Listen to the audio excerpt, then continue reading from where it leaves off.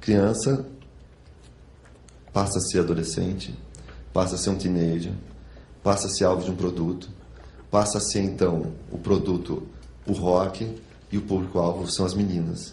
Aí vem o Elvis e começa a vir o componente sexual mais forte ainda, que é uma coisa que a sociedade não desejava. O Elvis vem para os Beatles vêm para os hippies, o movimento Flower Power, a liberação sexual, e quando vê, tudo virou uma loucura envolvendo o sexo e a maturidade sexual. E aí os caras pensam assim, puta, e agora eu vou vender o quê para quem? Que tipo de banda era o artista, voltando para o rock, né? Que é o nosso objeto. Era o palatável para essa galera aí. Impossível. Entendeu? Por quê? Porque eles já estavam maduros. Eles já eram pessoas questionadoras. Aí a gente troca da Segunda Guerra Mundial, vamos pular para a Guerra do Vietnã. O rock foi a trilha sonora para a contestação, o rock foi a trilha sonora para a revolução de comportamento, em 68, lá na França, sei que, tudo isso foi movido a rock.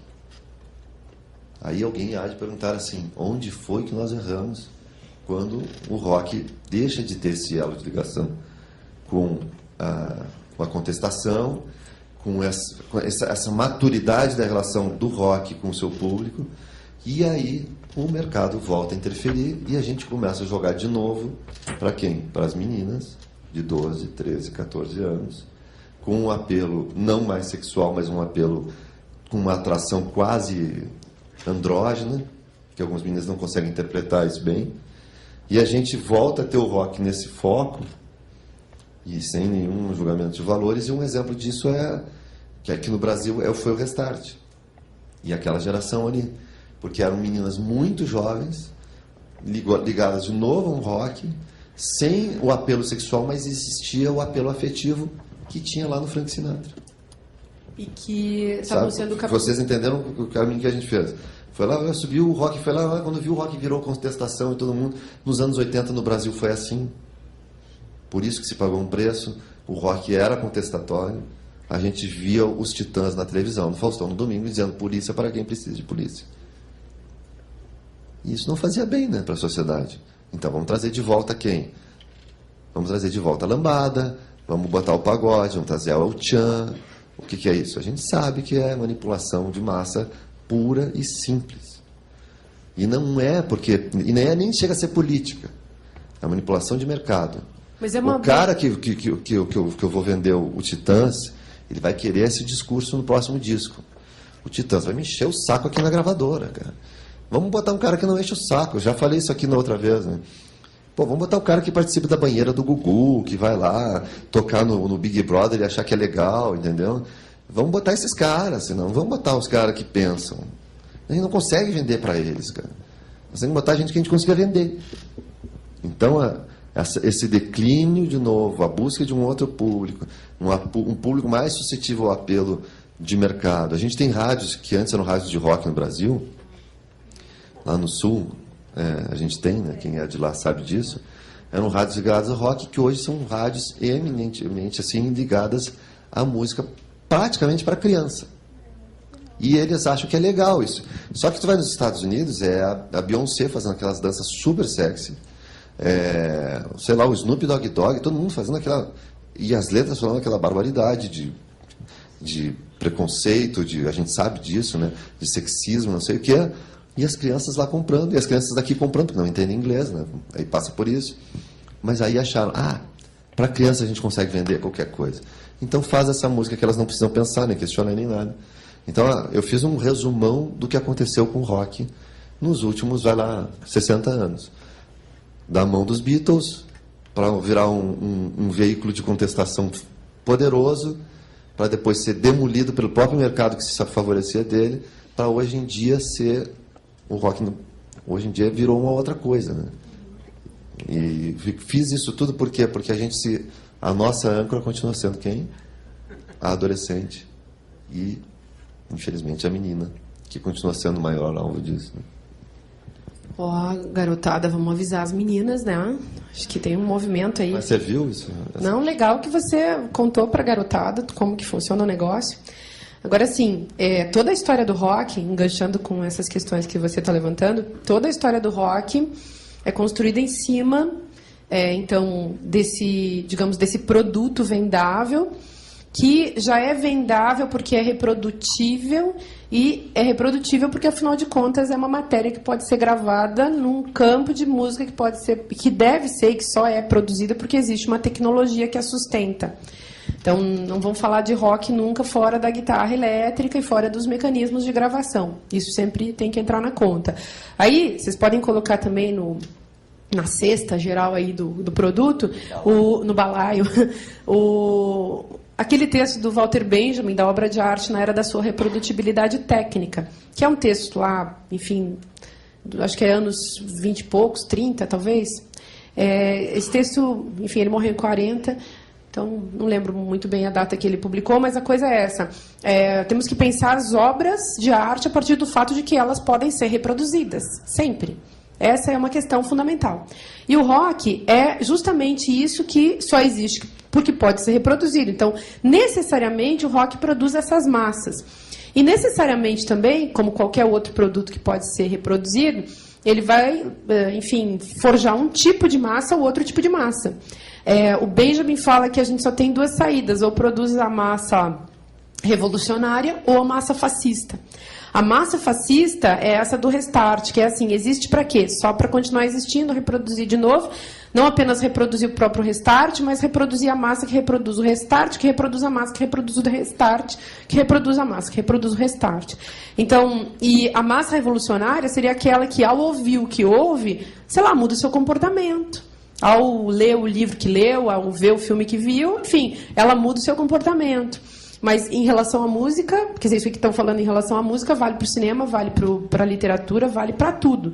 Vale até para a televisão. Quer dizer, será que esse produto que foi ofertado às pessoas em grande quantidade, reproduzido aos milhares e milhões, será que isso mexe com a cabeça das pessoas a ponto de emancipar essas pessoas?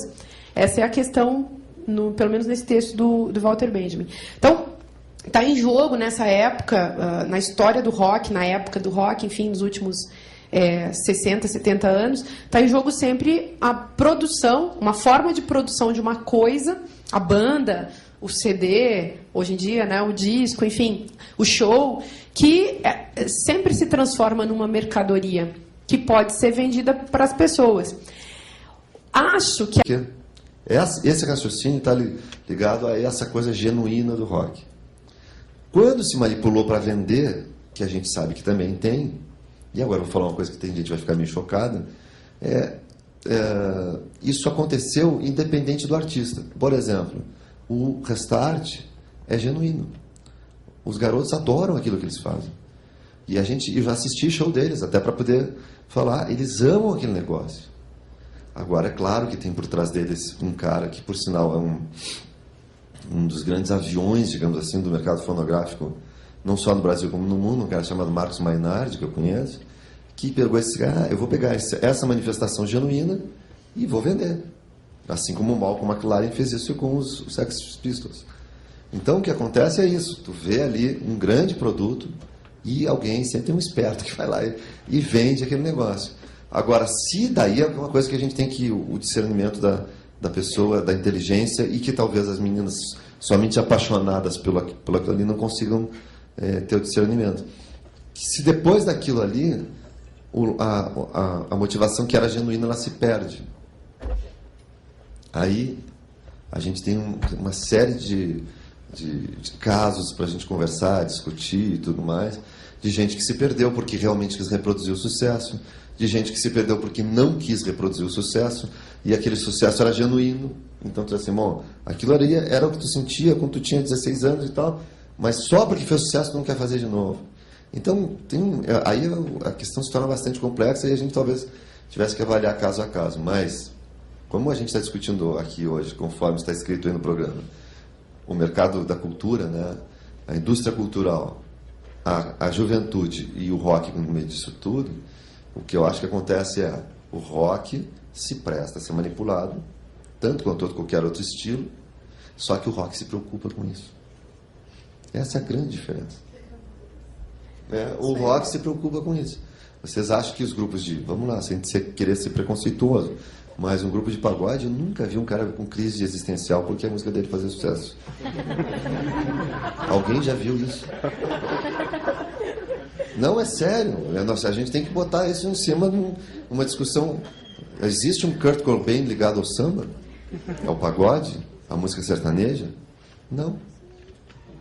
Então, no Brasil, a gente teve um cara que não sobreviveu a isso.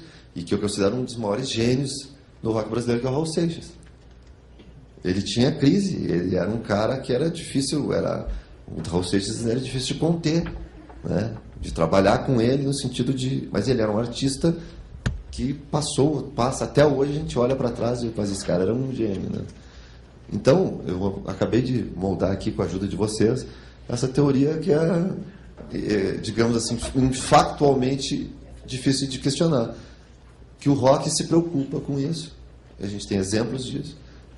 E talvez aí a gente, por isso é que fica todo mundo, o rock se vendeu, mas os outros se vendem, ninguém se fala nada, cara. Ninguém questiona. Os outros nasceram vendidos. Tem uns que, aliás, foram produzidos para ser vendidos.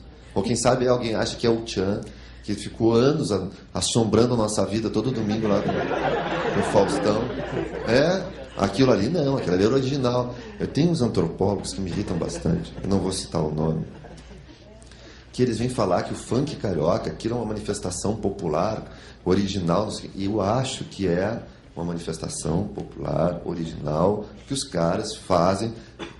Beleza, não vou discutir isso, mas algum daqueles caras tem crise existencial porque fazem sucesso, ou porque passaram a ser manipulados, ou porque eles falam daquele monte de barbaridade que a gente vê eles falar, de um tapinha não dói, de cachorro e não sei o quê, e se sentem culpados com alguma coisa disso.